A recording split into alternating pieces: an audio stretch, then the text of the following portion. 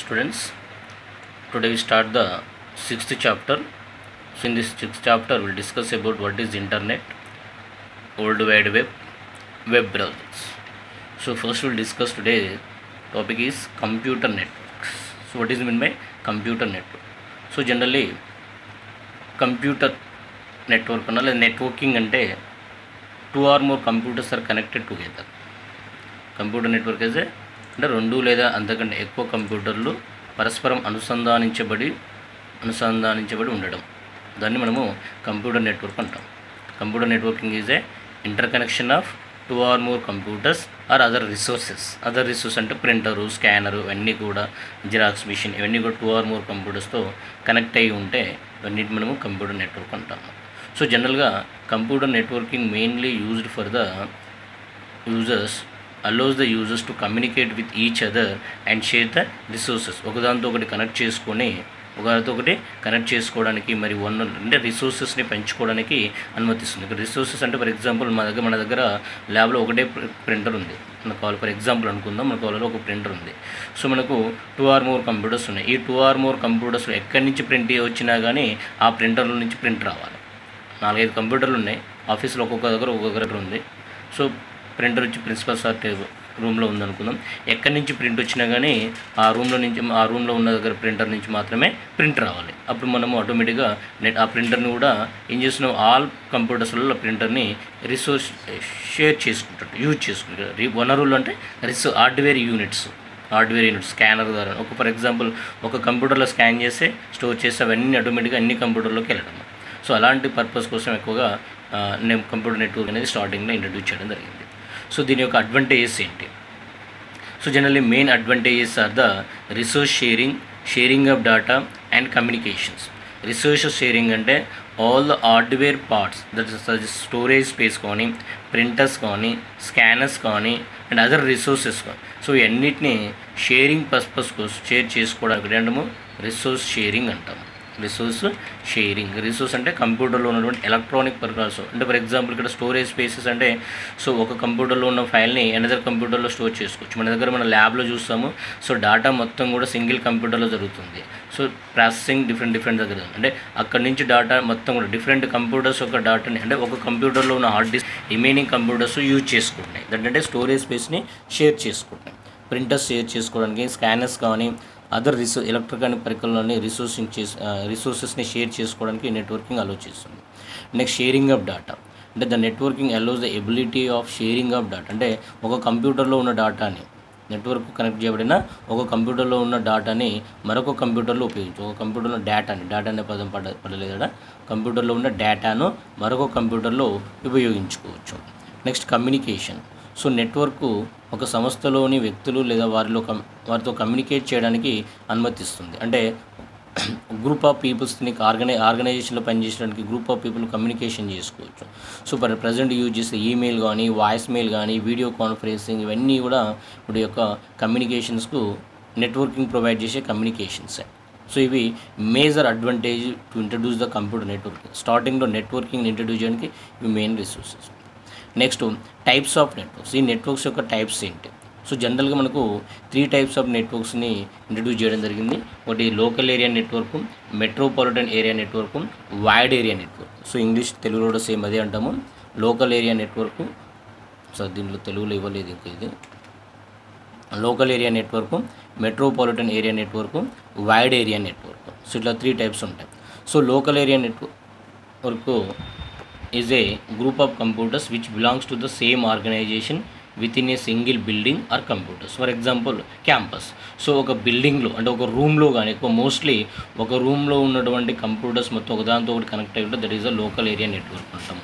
అంటే general local area network అనేది ఒక క్యాంపస్ కానీ ఒక ఆర్గనైజేషన్ సంబంధించినటువంటి ఒకే రూమ్లో ఒకే బిల్డింగ్లో ఉన్న కంప్యూటర్స్ అన్ని ఒకదాంతో ఒకటి కనెక్ట్ అయ్యి ఉంటే వాటిని లోకల్ ఏరియా నెట్వర్క్ అంటాము. ఇక్కడ కేబుల్స్ యూజ్ చేయడం జరుగుతుంది. సో ఫర్ ఎగ్జాంపుల్ మన కాలేజ్ ల్యాబ్లో అనుకుందాం. ల్యాబ్లో ఉన్న కంప్యూటర్స్ అన్ని ఒకదాంతో ఒకటి that is a local area network. Next metropolitan area network.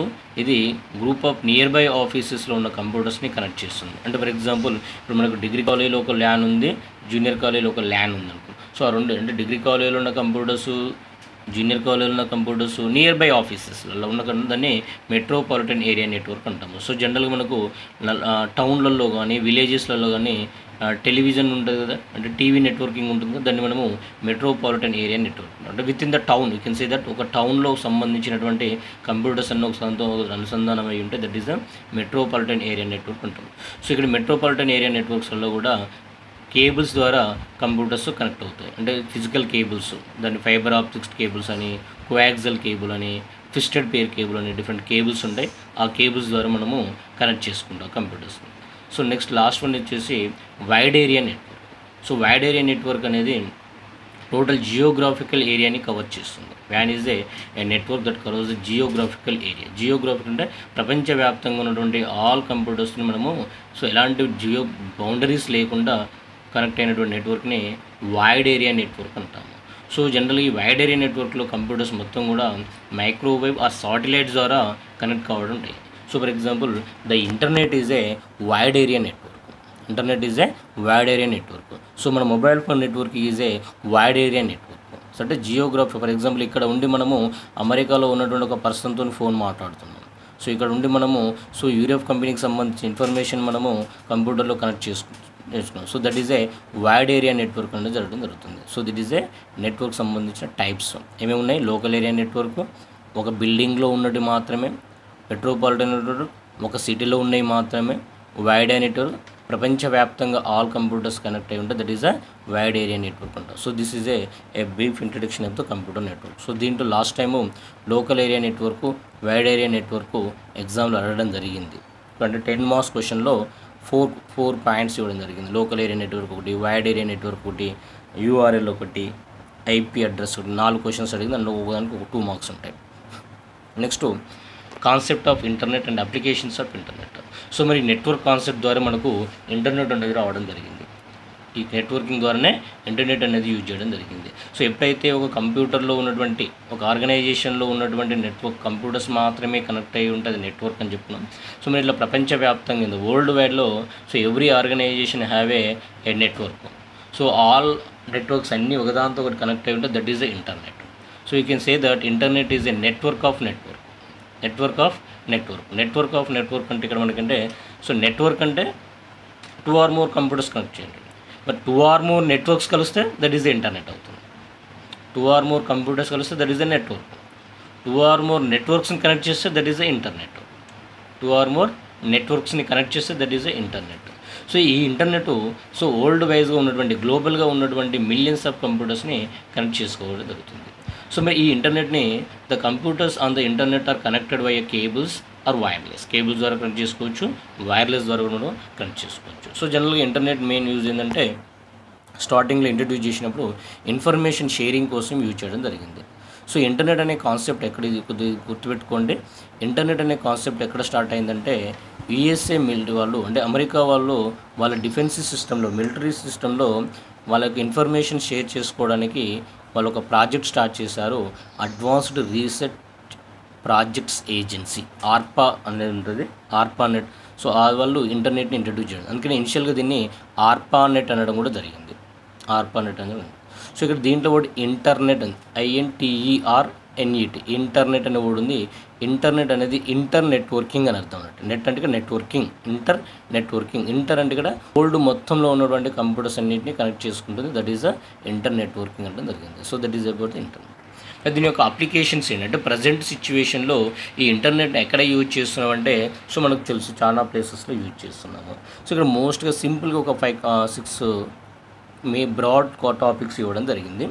So email first ఒక one of the most important application of the internet is that email. So nowadays కాదు, స్టార్టింగ్లో ఇంటర్నెట్ని యూజ్ చేసుకున్న ఇంట్రడ్యూస్ చేసిన main purpose ఏంటంటే so America డిపార్ట్మెంట్లో so ఒక military department నుంచి ఎనదర్ మిలిటరీకి ఇన్ఫర్మేషన్ షేర్ చేసుకునేటప్పుడు హ్యూమన్ బీయింగ్స్ ఇన్ఫర్మేషన్ ద్వారా ఇన్ఫర్మేషన్ ట్రాన్స్మిషన్ చేసినప్పుడు ఆ హ్యూమన్ బీయింగ్ని ఎవరైనా అతని మైండ్ సరిగ్గా లేదు, లేకపోతే అతను వేరే ఆపోజిట్ వాళ్ళు అతన్ని హైజాక్ చేసినా కానీ ఏమవుతుందంటే ఆటోమేటిక్గా ఇన్ఫర్మేషన్ అనేది లాస్ అవుతున్న ఉద్దేశంతో ఎలక్ట్రానిక్ ఫార్మాట్లో ఇంటర్నెట్ సెండ్ చేయాలి, కంప్యూటర్ ద్వారా ఇన్ఫర్మేషన్ షేర్ చేసుకునే ఉద్దేశంతో ఇంటర్నెట్ ఇంట్రడ్యూస్ చేయడం జరిగింది. సో ఆ కాన్సెప్ట్ ద్వారానే మొన్న అందుకనే మనం దాన్ని ఈమెయిల్ అనడం జరుగుతుంది. అంటే ఎలక్ట్రానిక్ ఫార్మాట్లో మెసేజెస్ని సెండ్ చేయడం కానీ రిసీవ్ చేయడం కానీ జరుగుతుంది. దాన్ని ఏమంటాం ఈమెయిల్ అంటాము.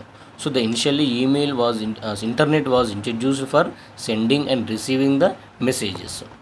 So the messages sent over the internet is called as a email, electronic mail అనడం జరుగుతుంది. ఇంటర్నెట్ ద్వారా పంపించిన మెసేజ్ ఏమంటాం మనము ఎలక్ట్రానిక్ మెయిల్ అంటాము. So email allows the user to compose a message and send them to individuals or groups. So individuals కానీ groups కానీ మనం మెసేజెస్ని సెండ్ చేసుకోవడానికి ఈమెయిల్ అనేది ఉపయోగపడడం జరుగుతుంది. సో ఇది తెలుగులో కూడా వచ్చేసింది.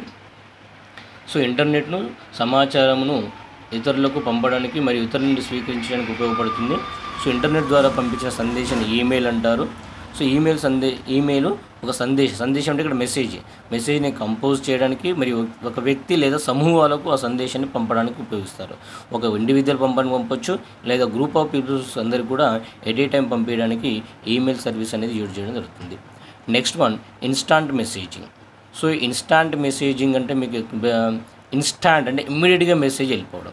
సో మనం ఈమెయిల్ ద్వారా ఏమవుతుందంటే నేను ఒక ఈమెయిల్ పంపించాను అనుకోండి, మీరు ఎప్పుడైతే ఆన్లైన్లోకి వస్తారో అప్పుడు మాత్రం చూసుకోవచ్చు, అలా వెళ్ళిపోతుంది, మెసేజ్ వెళ్ళిపోతుంది. ఇక్కడ ఇన్స్టాంట్ మెసేజింగ్ అలా కాకుండా ఇమ్మీడియట్ చాటింగ్ అనేది ఉండడం జరుగుతుంది. ఇన్స్టాంట్ మెసేజింగ్ అనేది ఒక రకమైన ఆన్లైన్ చాట్ సంబంధించింది. ఇది ఇంటర్నెట్ ద్వారా రియల్ టైం టెక్స్ట్ ట్రాన్స్మిషన్ అందిస్తుంది. రియల్ టైం టెక్స్ట్ అంటే సో జనరల్గా మనం రియల్ టైంలో ఎలా అయితే మనము మాట్లాడుకుంటామో ఇమ్మీడియట్గా నేను ఇచ్చిన క్వశ్చన్కి మీరు సమాధానం చెప్పడం, మీరు క్వశ్చన్కి నేను సమాధానం చెప్పడం, ఇలా ఇమ్మీడియట్గా రియల్ టైం. సో అదేవిధంగా ఇంటర్నెట్ ద్వారా కూడా మనము సో ముఖాముఖి కనిపించకపోవచ్చు, ఫిజికల్గా కనిపించకపోవచ్చు, బట్ ఇంటర్నెట్ ద్వారా ఇమ్మీడియట్గా రెస్పాన్స్ అనేది జరగడం జరుగుతుంది. దాన్ని రియల్ టైం టెక్స్ట్ ట్రాన్స్మిషన్ అంటాము. సో ఇది ఎప్పుడు జరుగుతుందంటే ఇద్దరు ఆన్లైన్లో ఉన్నప్పుడు మాత్రమే ఇవి సాధారణంగా ఉపయోగపడుతుంది. సో జనరల్గా మనకు మీకు ఎక్కువ ఫేస్బుక్ మెసెంజర్ అనేది ఉంది. సో ఫేస్బుక్ మెసెంజర్ అంటే అవతల పర్సన్ ఎప్పుడైతే ఆన్లైన్లో ఉంటుందో మనకు ఒక సింబల్ లాగా వచ్చేస్తుంది, మనం మెసేజ్ పంపంగా ఆటోమేటిక్గా అతను కూడా చాటింగ్ చేసుకుంటుంటాం. సో ఆ చాటింగ్ పర్పస్ కోసం ఇన్స్టాంట్ మెసేజ్ అంటాం.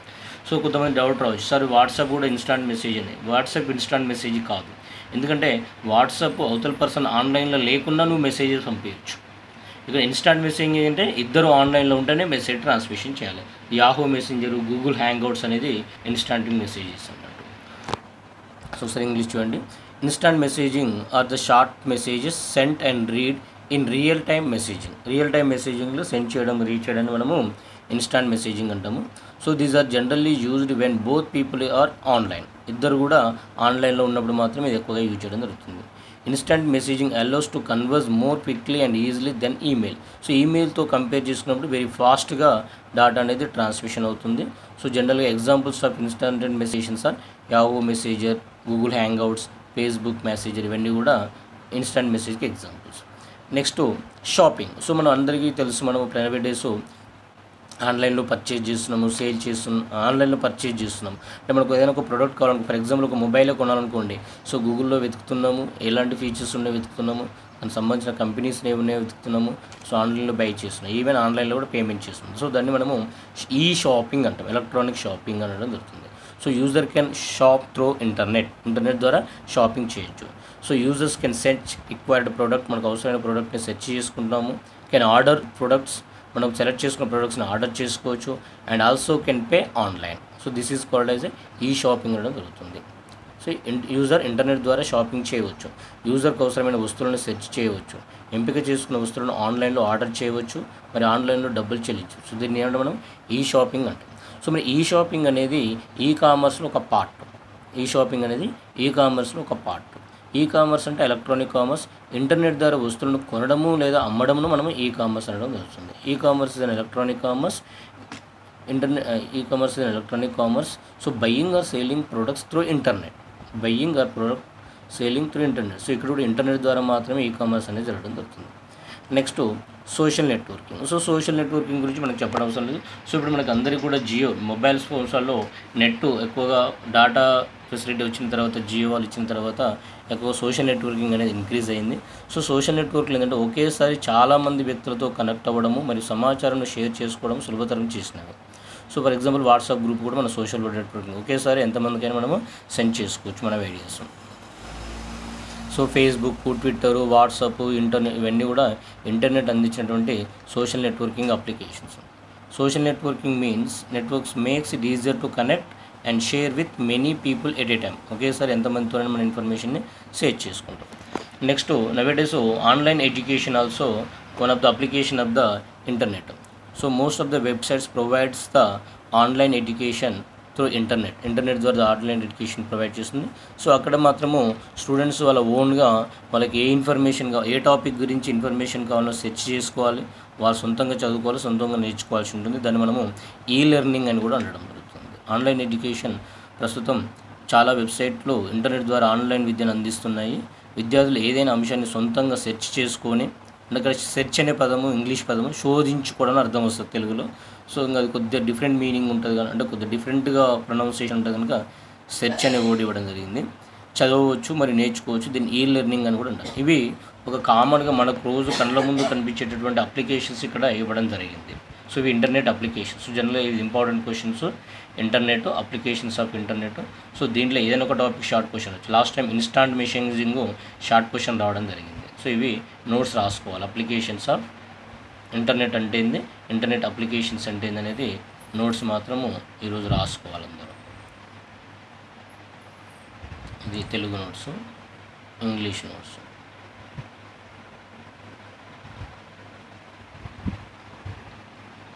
So next topic ISP, internet service provider. So జనరల్గా మన కంప్యూటర్స్ కానీ మరి ఇంటర్నెట్ సర్వీస్ ప్రొవైడ్ చేసే కంపెనీస్ని ఏమంటామంటే ఐఎస్పీస్ అంటాం. Internet service provider is a company that offers internet connectivity to home or business customers. అంటే ఇండివిజువల్ కస్టమర్స్ కావచ్చు, లేదా బిజినెస్ పర్పస్ కోసం కావచ్చు, నెట్వర్కింగ్ ప్రొవైడ్ చేసే కంపెనీస్ని ఏమంటాం మనము ఇంటర్నెట్ సర్వీస్ ప్రొవైడర్ అంటాము. ఇంటర్నెట్ సర్వీస్ ప్రొవైడర్ అనేది వ్యక్తిగత లేదా వ్యాపార వినియోగదారులకు ఇంటర్నెట్ కనెక్టివిటీ అందించే సంస్థని మనం ఇంటర్నెట్ సర్వీస్ ప్రొవైడర్ అంటారు. సో ఐఎస్పీఎస్లు మనకు మన పర్సనల్ కంప్యూటర్ని ఇంటర్నెట్తో లింక్ చేస్తాయి. ఐఎస్పీ ఏం చేస్తుంది, links the internet with our personal కంప్యూటర్తో ఇంటర్నెట్ కనెక్ట్ చేస్తుంది. They also offers other services like web hosting services, e-commerce సర్వీసెస్ని కూడా. వెబ్ హోస్టింగ్ అంటే మన వెబ్సైట్, మన కాలేజ్ సంబంధించిన వెబ్సైట్ని క్రియేట్ చేసిన వెబ్సైట్ని మనకు సర్వర్ ఇంటర్నెట్లో అప్లోడ్ కావాలి, వెబ్ సర్వర్ అంటాము. ఆ వెబ్ సర్వర్లోకి అప్లోడ్ కావాలంటే ఒక వెబ్ హోస్టింగ్ అంటాం దాన్ని. వెబ్ సర్వర్ చేయడానికి వెబ్ హోస్టింగ్ అంట. ఆ వెబ్ హోస్టింగ్ సర్వీసెస్ని కూడా ఐఎస్పీ వాళ్ళు ప్రొవైడ్ చేయడం జరుగుతుంది. సో జనరల్గా BSNL, Airtel, Reliance, Tata communications, ఇట్లా మనకు జియో అనేది రిలయన్స్ కిందకి వచ్చేస్తుంది. సో ఇట్లా మనకు ఐడియా, ఇవన్నీ కూడా ISP service providers, internet connection service providers అనొచ్చు. సో మన దేశంలో ప్రముఖ ఇంటర్నెట్ సర్వీస్ ప్రొవైడర్లు. సో జనరల్గా ఇంటర్నెట్ సర్వీస్ ప్రొవైడర్ ఎందుకు చేసేయాలంటే ఇంటర్నెట్ సదుపాయము, వెబ్ హోస్టింగ్, ఈమెయిల్స్ కూడా ప్రొవైడ్ చేస్తుంది. డొమైన్ నేమ్ నమోదు చేసుకోవడం. డొమైన్స్ అంటే మనకు సో నెక్స్ట్ క్లాస్లో వస్తుంది డొమైన్ అనేది కూడా. So for example www.ac.in. So for example www.nilagiri.ac.in. AC అనేది ఏంది, ఒక డొమైన్. డాట్ అనేది ఏంది, ఒక డొమైన్. సో ఆ డొమైన్స్ ఫర్ ఎగ్జాంపుల్ నెక్స్ట్ నీలగిరి అనేది వెబ్సైట్ అడ్రస్, దాన్ని మనం రిజిస్ట్రేషన్ చేసుకోవాలి. సో ఆ రిజిస్ట్రేషన్స్ చేసుకునే డొమైన్ నేమ్ రిజిస్ట్రేషన్స్ అంటాము. వాటి గురించి కూడా నెక్స్ట్ క్లాస్ మనం డిస్కషన్ చేస్తాం. నీలగిరి అనేది దాని డొమైన్. ఫర్ ఎగ్జాంపుల్ మీ పేరు మీద ఒక వెబ్సైట్ క్రియేషన్ చేసుకోవాలి. వెబ్సైట్ నేమ్ ఇవ్వాలి కదా, ఆ వెబ్సైట్ నేమ్ని డొమైన్ నేమ్ అనడం జరుగుతుంది. ఆ డొమైన్ని కూడా ఇంటర్నెట్ సర్వీస్ ప్రొవైడర్స్లో రిజిస్ట్రేషన్. ఆ డొమైన్ నేమ్ అనేది ఇంటర్నెట్లో ఉన్నటువంటి డిఫరెంట్ వెబ్సైట్స్కి, ప్రజెంట్ వరల్డ్లో ఉన్నటువంటి వెబ్సైట్స్కి ఏ ఒక్క 2 వెబ్సైట్లో కూడా ఒకే సేమ్ ఉండకూడదు. రెండింటిని ఏమేమి డిఫరెంట్ ఉండాలి. సో అంటే మరి ప్రపంచవ్యాప్తంగా ఎన్ని వెబ్సైట్లు ఉన్నాయి, బట్ అన్నిటి యొక్క నేమ్స్ డిఫరెంట్ ఉండాలి. డిఫరెంట్ ఉండాలంటే అందుకని ప్రతి ఒక్కరు నేమ్ రిజిస్ట్రేషన్ చేసుకోవాల్సి ఉంటుంది. ఒకరు యూజ్ చేసే ఒక వెబ్సైట్ యూజ్ చేసే నేము ఎన్నదర్ కంపెనీకి యూజ్ చేయొద్దు. సో ఆటోమేటిక్గా వాటిని అందుకని రిజిస్ట్రేషన్ పర్పస్ అంటాము. ఆ రిజిస్ట్రేషన్ సర్వీసెస్ని కూడా ఐఎస్పీ ప్రొవైడ్ చేయడం జరుగుతుంది. సో ఇది కూడా ఒక షార్ట్ క్వశ్చన్కి వస్తే రావచ్చు. ఓకే, సో ఇది ఐఎస్పీ. సో మనకి ఇంకా నెక్స్ట్ మనకు ఉన్నటువంటి టాపిక్స్ ఇంకా 6 ఉన్నాయి. సెర్చ్ ఇంజిన్స్ అని, యూఆర్ఎల్ అని, డొమైన్ నేమ్. సో ఇవన్నీ ఈ 5 టాపిక్స్ షార్ట్ టాపిక్స్. కొద్దిగా ఈమెయిల్స్ గురించి కొద్దిగా పెద్దగా ఉంటుంది. సో ఇవి నెక్స్ట్ క్లాస్లో మనం చూద్దాం.